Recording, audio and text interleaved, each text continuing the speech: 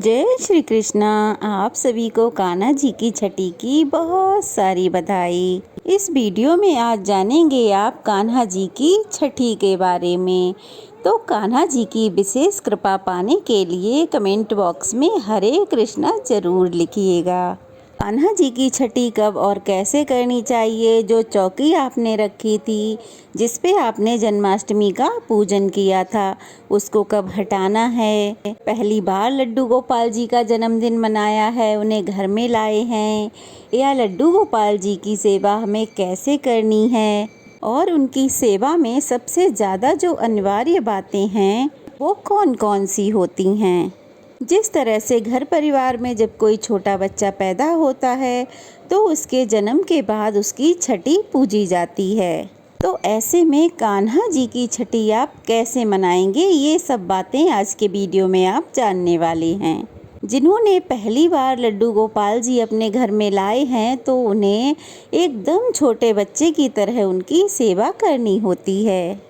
गोपाल जी नन्हे होते हैं तो उन्हें घर में बिल्कुल अकेला भी नहीं छोड़ा जाता है, उनसे बातें भी करनी होती हैं।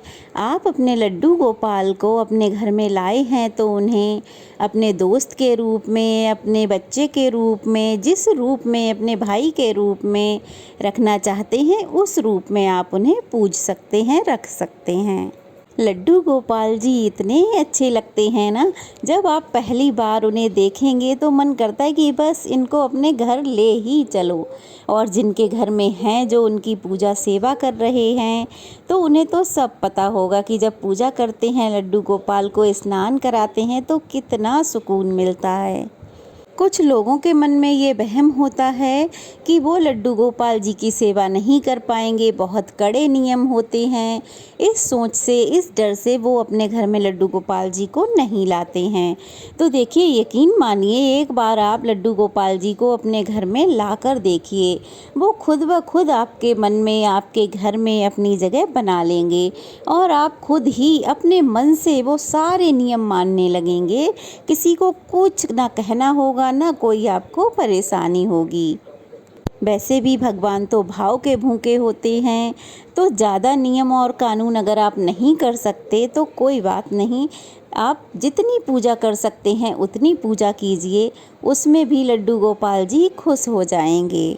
जो भक्तजन कान्हा जी का जन्मोत्सव मनाते हैं, उनका उत्सव करते हैं, उनका जन्म कराते हैं, तो उन सब को कान्हा जी की छठी जरूर करनी चाहिए।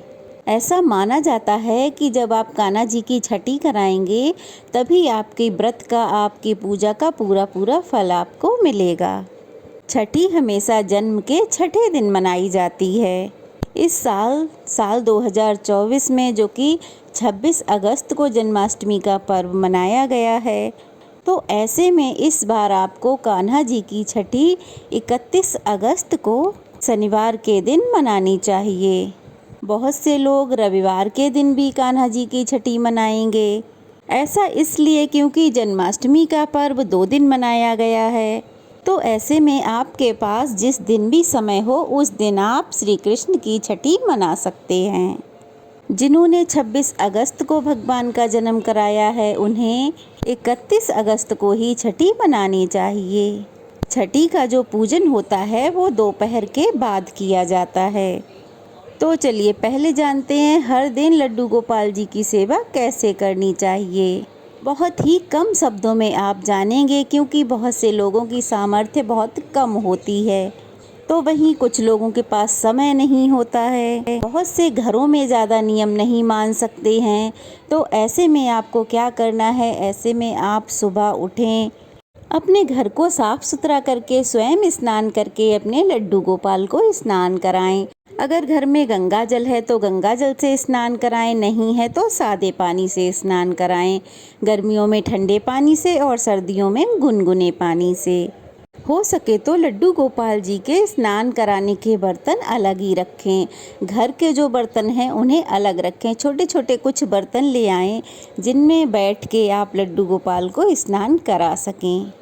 स्नान कराया हुआ जल आप किसी गमले में, किसी पौधे में डाल दें, या अपने घर में सबको चरणामृत के रूप में बांट दें।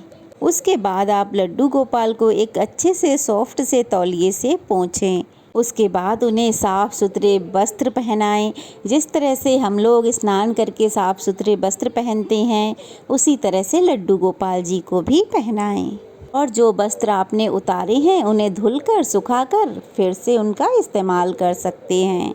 स्नान कराने के बाद उनका श्रृंगार करें, उन्हें वस्त्र पहनाएं, चंदन का टीका लगाएं, छोटे छोटे कानों में कुंडल पहनाएं। मतलब जितना श्रृंगार आपके पास है वो सब श्रृंगार उनका कर दें। उनको काजल लगाएं। इसके बाद उनकी नज़र उतारें और आरती उतारें। आरती गाकर आरती करें। उसके बाद काजल का कान के पीछे टीका लगाएं जिससे कि किसी की नज़र ना लगे।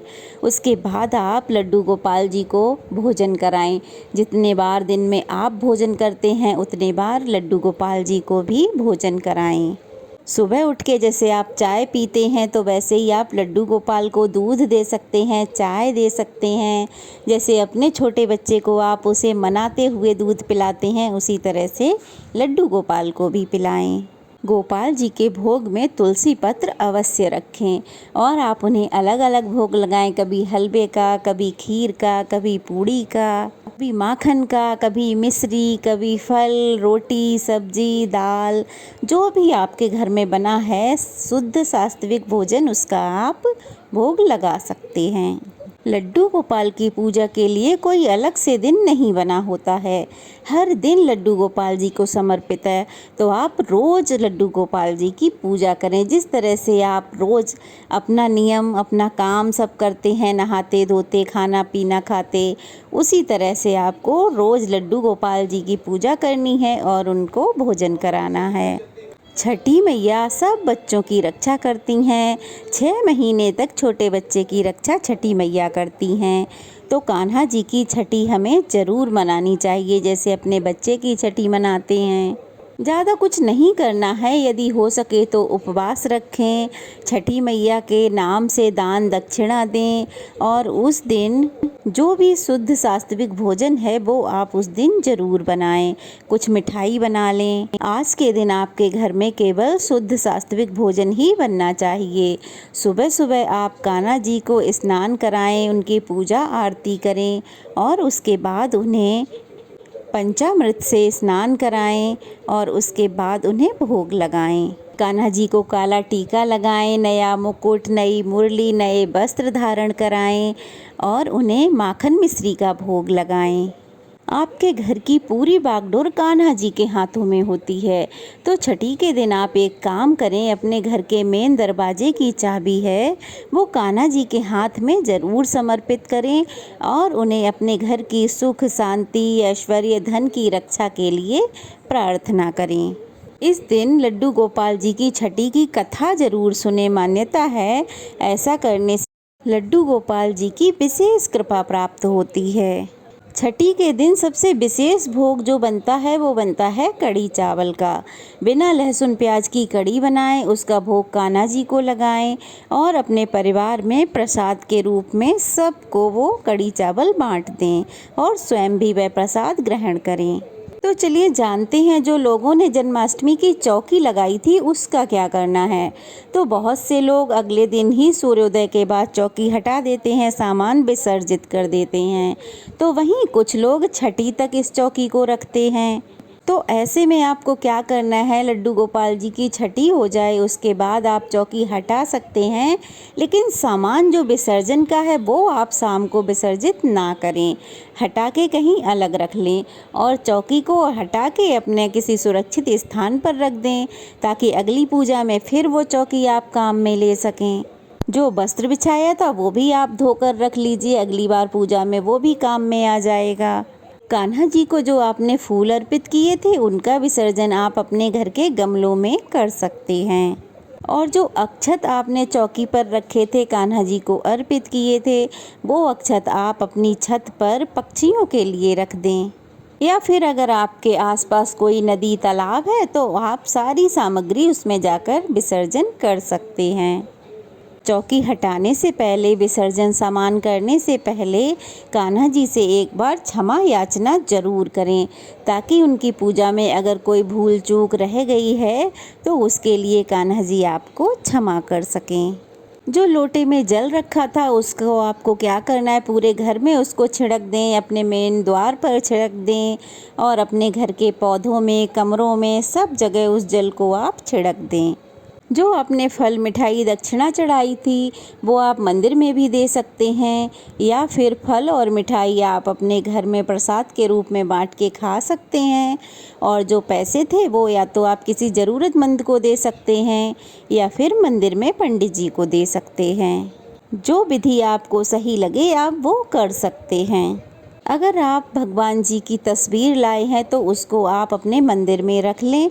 ज़रूरी नहीं है कि हर बार आप नई मूर्ति या नया चित्र ही खरीद कर लाएं।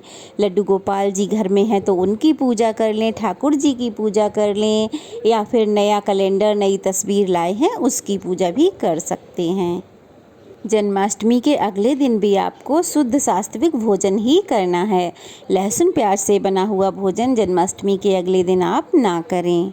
उसके अगले दिन से आप लहसुन प्याज का इस्तेमाल कर सकते हैं, लेकिन कान्हा जी के भोग में ये लहसुन प्याज बिल्कुल भी नहीं होना चाहिए। उनका भोग आपको अलग से बनाना पड़ेगा।